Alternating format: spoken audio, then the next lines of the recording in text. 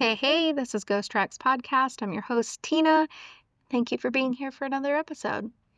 You might say I went for ambiance today. I worked all day, kind of a little bit of headache going on, but I am here. You can't see in front of me, but my mommy bought me some really cool lanterns for my birthday, and I have them hanging up in the room. So it's just adding to the nice quiet light that I have going on in here, setting the mood. It's just me today, as you can see. All of my creepy friends, Molly and Minnow, they've all gone back to the States from whence they came, sadly. I'm trying really hard to convince all of them to move into my direction up here to the great Indiana. It worked for Minnow. She's going to be here in a few months along with her creepy niece, and I'm so fucking excited. Like, I am so fucking excited. Molly, I think, is going to take a little longer, though, sadly. So I have to settle for just the visits, I guess. I'll survive. We've been apart this long, truthfully. I don't think we've lived in the same state, well, since we were both in Washington. And I left Washington the last time in 2013. So it's been 12 years. But yeah, I don't know if you guys can clearly see it's a little drowned out back there if you're watching the video. I figured out how to put my cover art on the TV. Not that it's doing a very good job of showing itself. But pretty excited about that. I don't have, the fancy signs that people have made for themselves with their podcast names or anything like that. So I figured I was going to use what I had, and TV it is. But I think it's time to get this party started. I apologize if you can hear cars driving or dogs barking or kids playing. It's still very bright outside, despite what it looks like in here. It's not even 8:30 out, and there are lots of kids out fishing across the street at the pond, which I love seeing. So I'm not hating too much on it, but I apologize if it's coming up onto the recording. I'll do my best in post-editing to hopefully get some of that noise out, but we're just going to deal with it. We're going to roll with it. So, what are we talking about today? In my everyday life here recently, I have done a lot of talk about cryptids. I'm not really sure why, but I've not disembarked the cryptid/creature train yet. So today we're going to be talking about another mythological creature/cryptid. It's from Native American folklore. So I'm just going to give a blanket trigger warning now to the episode. As I know, discussing this particular creature in those cultures is still believed to bring it forward and cause a lot of upset and panic. So initially I was going to be like, trigger warning every time I go to say the name, or I was just going to try and avoid saying the name, but unfortunately it's just not really an option. And just a lot of not unnecessary trigger warnings, but it is going to add some time, and I might not catch myself to say it, and then I will have said it. So I'm just going to blanket warning here. If you are not comfortable listening to the episode because of what I'm discussing, that is completely fine. I absolutely understand. No judgment here. I get it. I know somewhere in the episode I do discuss another mythological creature/cryptid that is also, I want to say problematic, but it's not problematic. It's a very deep ingrained belief in the native cultures, and I want to respect that. So, I will say, and I wrote it in here to say trigger warning before I say that creature's name as well, just so that you guys know and have the option to skip ahead a little bit. Because again, it's just even saying the name for some cultures, it brings on fear, and again, is believed to bring forward these creatures. So I'm not trying to be disrespectful, but yeah. So blanket trigger warning. Go ahead and choose whether you're going to listen or not. No judgment or hard feelings. Skip the episode. I totally get it. We'll see you next time. So here we go. Last trigger warning. Okay, well, not the very last. I'm going to give it one ahead of the other creature, but for right now, we're going to start talking about our episode and what creature we're getting into. So we are going to talk about Wendigos today. I'm not really sure why I have seen so many art pieces, stories, posts, like picture renditions, like they have been everywhere for me recently. Not sure what that means. Hopefully not trying to recruit me for cannibalism. I'm not feeling that vibe, guys. I'm so sorry. But yeah, it's just been crazy. So I thought that it would be pretty cool to look into the history and the legends of them, kind of where they originated from, the stories about them. Obviously, I could have gone down the deepest, darkest rabbit hole. But in an effort to stay consistent and do my episodes, I didn't do that. So we are going to, I think I did pretty good.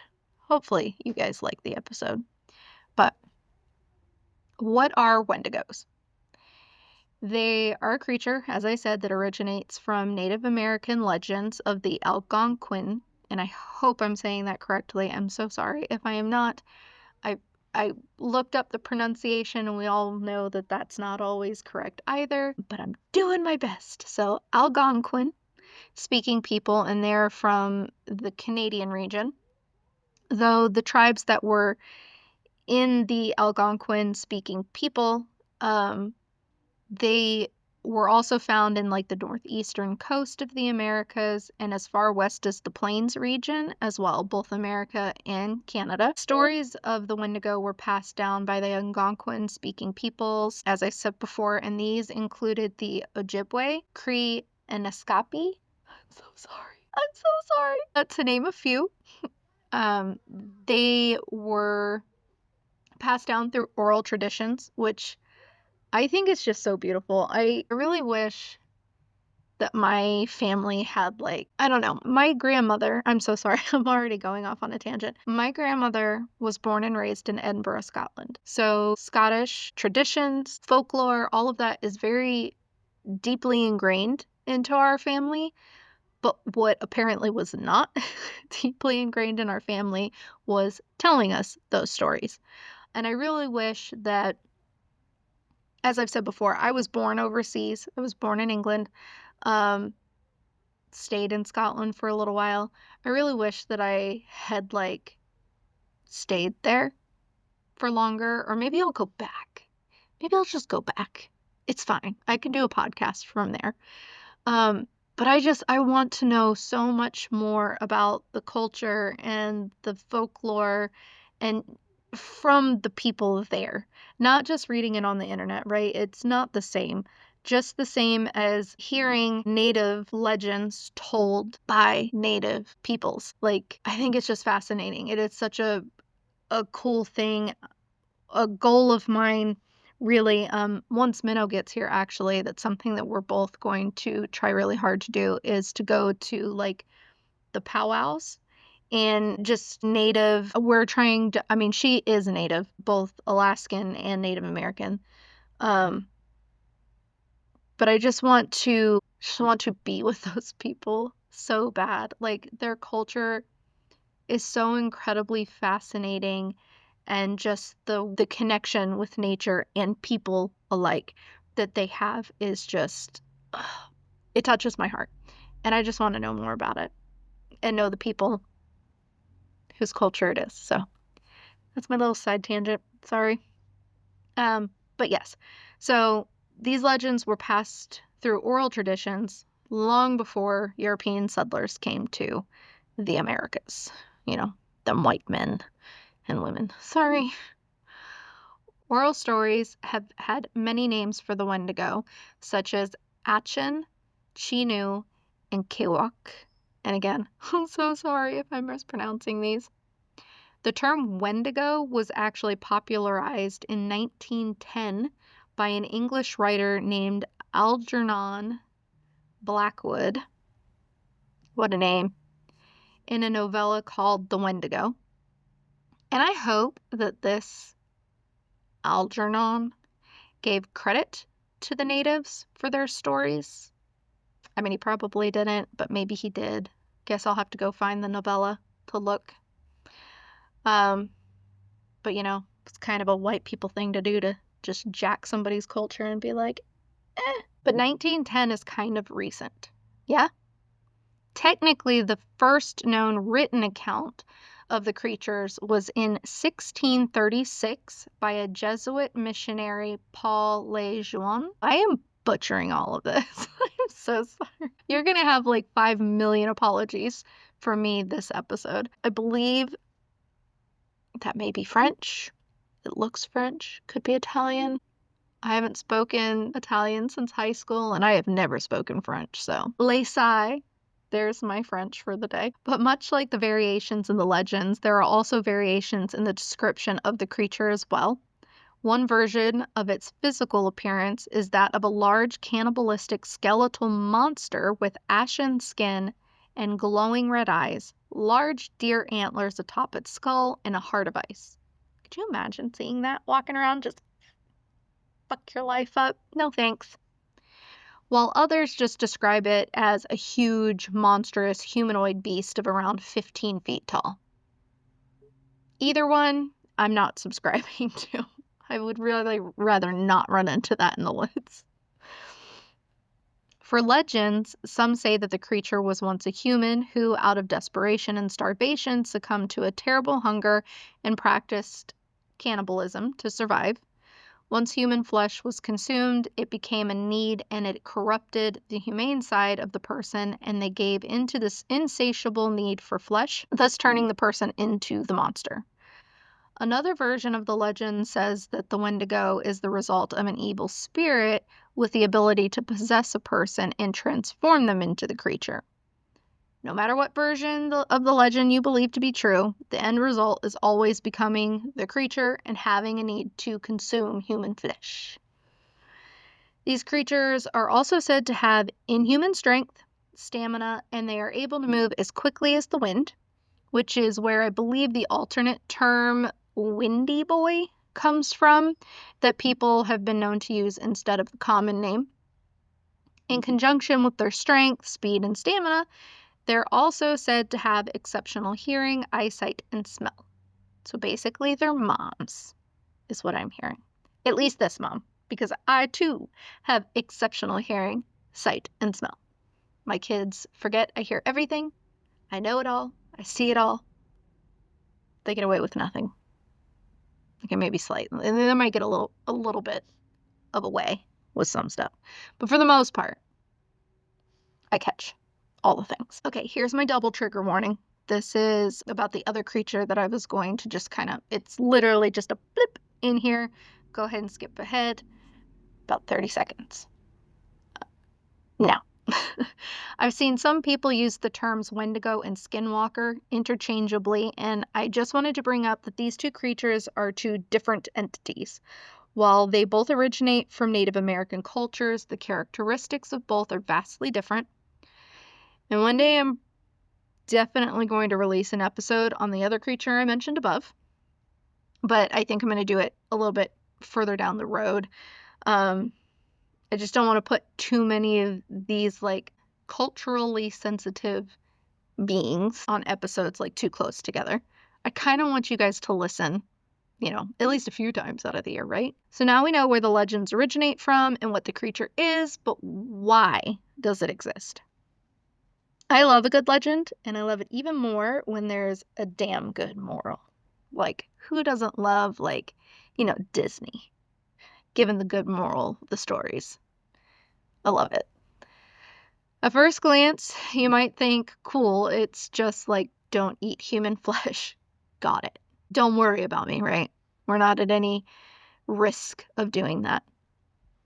But it was more than that. When these legends originated, they were in times of great need, right? People lived outdoors primarily.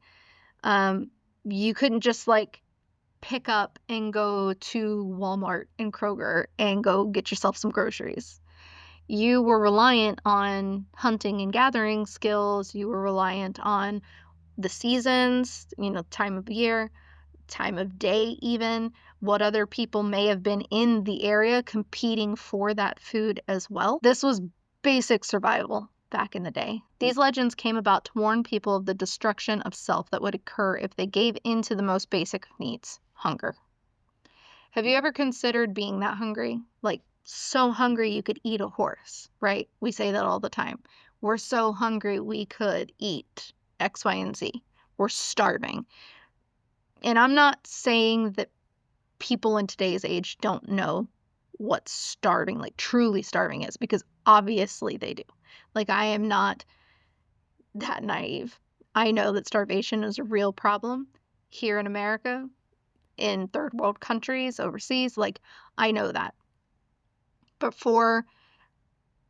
if you're listening to me speak, while you might be very hungry sometimes and maybe your checks don't extend long enough, but chances are you're listening to a podcast, right? You've got some downtime. You're not starving. Certainly not like natives were back in the way back times. So we're so hungry we could eat a horse, but what about so hungry you could eat your neighbor? And I'm sorry, one of my neighbors is a giant asshole. I would never even consider eating them. Like, they probably taste really bad. This isn't Lord of the Flies, but it could have been that desperate back in the day from time to time. Probably more often than not, honestly, depending on where, like what region people were living in at the time. And practicing cannibalism was immoral, as it should be. I don't think we need to say that. And it was a warning to giving into greed and selfishness, self-control, self-discipline, and it seems like faith were what you were striving for when faced with such a horrible state, such as starvation. Would becoming a Wendigo be worth it to you? To lose all sense of self and wander alone, exiled, no longer even a shell of yourself. I feel like some of that is applicable to everyday people. Like, again, moral of the story. Are you going to do something? Are you going to commit such an atrocity that you are risking losing who you are, right? So, moral of the story. Are you going to give in to greed? Are you going to give in to selfishness? Are you, I kind of want to say gluttony, but I don't feel like that's, like, I don't think people were gluttonous back in the day, right? Today, absolutely.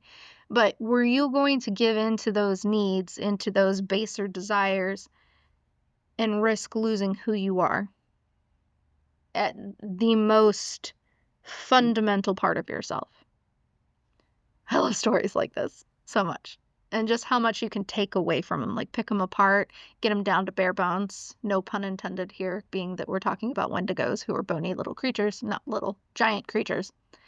But this isn't the fantasy Disney fairy tale, and I'm here for it, right? I like the hard stories, the hard lessons. So now, if we're not speaking of just the metaphorical, and we're actually able to transform into a huge skeletal beast with antlers, red eyes, and a heart of ice, are we just destined to live like that forever, indefinitely?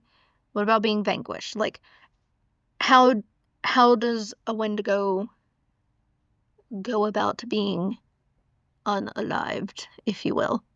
How do you kill a Wendigo? Yes, there is a way to kill him. From what I have researched, and again, I didn't go like nose deep into this, like I did not jump in. But I do know that from what research I did, it doesn't look like just any Joe Schmo can like walk up to a Wendigo and, you know, do away with it. In the legends, it says that the only way to kill a Wendigo is for a shaman to do it. So you gotta have a shaman in your back pocket. Okay, you gotta be friends with one. I do not know a shaman. I know people who do know shamans, and I mean, I'm a practicing witch, but I am not a shaman. But that being said, some say that the shaman must use either steel or silver to kill the Wendigo, but the most effective way seems to be fire. Fire bad, right? Frankenstein said it. Apparently the Wendigo say it too. So there was some other things in there as well, in regard to how to kill it. There was talk of like having to remove the giant heart of ice first and melt that alone. Like do a little stabby stab and then a little chippy chop get it out of there and then put that in the fire alone, or if it would be equally as effective to just burn the whole creature. I'm not really sure, like, what the steps are, like, technicality-wise, but overall, it seems like the heart has to be melted for the creature to be truly vanquished. So, those are the legends. That's where they come from. That's how you kill it. And that's the moral of the story, right? Don't be a greedy, selfish jerkbag and go eat your friend. Like, don't do that. So, I thought that it would be cool, albeit a little scary, to find a story of a Wendigo encounter. So, of course, I took to Reddit because, to my knowledge, no one I know personally has had a Wendigo encounter. So, I jumped on Reddit and I found a pretty good one, if I do say so myself. Okay, so this story was shared via Reddit by Bacon Beatdown. Grade A name. Absolutely the best. So, Bacon Beatdown writes, I've been debating on sharing this story with anyone outside of my small circle of people that were there, but I want to share my experience in hopes that it saves someone's life or to give understanding of what someone else has experienced. Late fall in 2010, I was in northern Canada and I went deep into the wilderness with my father and my eldest brother to hunt for moose. Have you ever had moose? It's really good. Like, real good. We left in the early morning just before sunrise, trying to cover as much distance as possible before nightfall. We traveled winding rivers and had to repeatedly portage over rapids all day. We decided to set up camp just over halfway to our destination. My father figured that we'd make the rest of the journey tomorrow. Well, when everybody had bedded down for the night, I decided to grab some firewood and relieve myself down by the bank of the river, just out of reach of the light from the campfire. Out from the tree line about 15 yards away, I could hear rustling in the bushes. I watched the area where I heard the noises and focused on that spot. I felt kind of funny, like dizzy/lightheaded, and I could smell this putrid stank, like old milk or rotten food. Neither one of those sounds great. Then I saw the trees start to morph and move ever so slightly and began to take shape of a head and slight facial features. My eyes began to adjust to the dark, and along the tree line, I could hear this voice coming from over there. I recognized it. The voice sounded like one of my relatives who had recently passed away. The face took shape of my relative. "Hello," they said. "I've missed you. Come see me." I smiled and I stepped forward a bit, but stopped to analyze the situation. My relative's face stopped smiling and became emotionless. The skin began to morph and turn pale and peel away. Chunks of flesh from their cheeks began to fall away, and I felt shock and fear overwhelmed my body. I couldn't make sense of it at all. So I started to back away and make my way to camp. I didn't realize at the time that I had been walking towards the voice and I was further away from the firelight. The voice became angry and began shouting at me to come here. So I turned to run away, but as I looked back one more time, I saw the most disgusting thing I'd ever seen. It was rotting flesh on gnawed bone. Ugh. Caved-in eyes and a hollow chest cavity, this humanoid creature was tall and super thin. I ran as fast as I could, trying to yell for help, but the fear made my voice quiet and raspy. I ran along the riverbank, and I could hear the heavy breaths and the stomping feet from this thing right behind me. I made it onto the top of the riverbank, but it grabbed a hold of my leg as I jumped up. I gripped and tore the grass, trying to lift myself, and yelled as loud as I could. Then finally my voice came back and I yelled that someone has my leg. My brother woke up and ran over to where I was. Then he just pulled me up and took me over to the fire. I was terrified, trying to explain what I saw and that it looked like my relative, but not. I was trying to convince them that I wasn't just seeing things, but my brother nodded his head and said, "I saw it too. I know." And that solidified it. He acknowledged that it was real. We stayed up all night after that, rifles loaded and close by. We packed up when the sun was coming up and went back home. We haven't shared that story with anyone out of fear of being labeled as crazy or liars.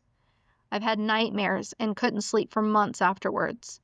I would see things, dark figures looking into my window, or hear whispers when I was walking home at night. Eventually, I was seeing this dark figure daily.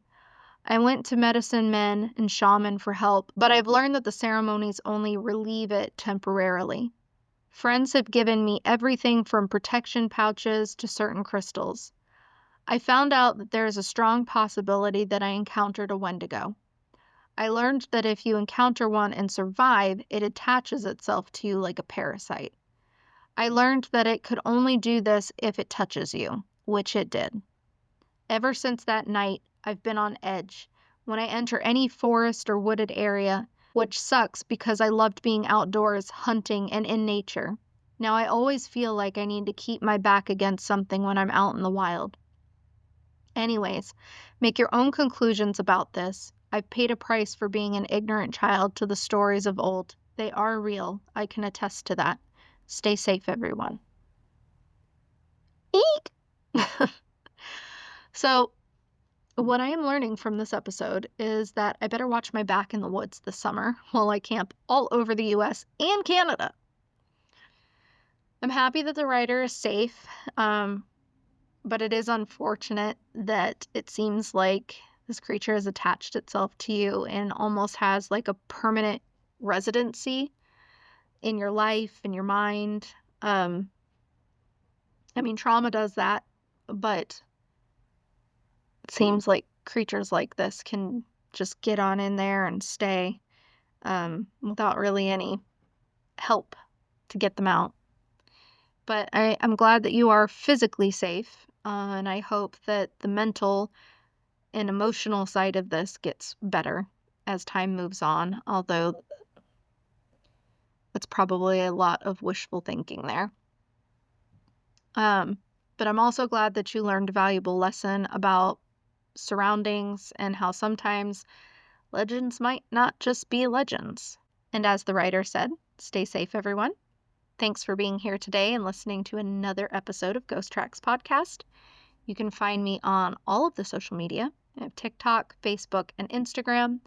Molly and I made some really good TikTok videos while she was here. Pop on over to our page, Ghost Tracks Podcast, on TikTok. In all social media, it's all the same. Give us a like, follow, and a share.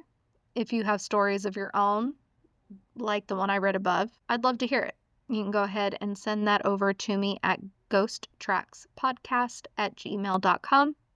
Tell your weirdo friends about me. Spread the good word. And as always, stay creepy. Bye.